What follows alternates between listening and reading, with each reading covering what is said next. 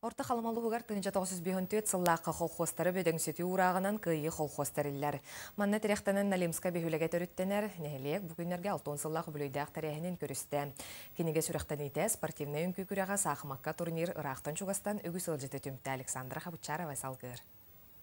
Алтауан сыллақ жоғыны бүлөй бәлейтер тәрәхіннер үгіз күнді ғылжыты түмен үрдік тәрәхін нәқтіға астылар. Ол күрдік бүлөй бәлет үгенінен нәхілек саңылықтомыд гербәті Российская Федерация Геральдическая регистрігер кирбіті болла. Сыл саңатыға конкурс білдірбіті гербаға онына бұлаққана неміскай бөйлеген гербатыгар. Кайылағынан гимнасия 11 эскалаған үйерінәтчета шадырына саяна ойута кайылағынан бекергетілден кәлді.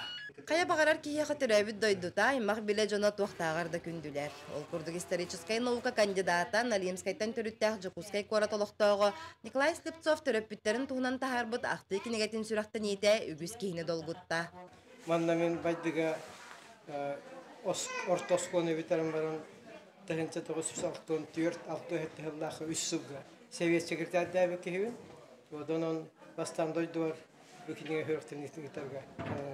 Бүгін үші бәдақтық бадды деймін.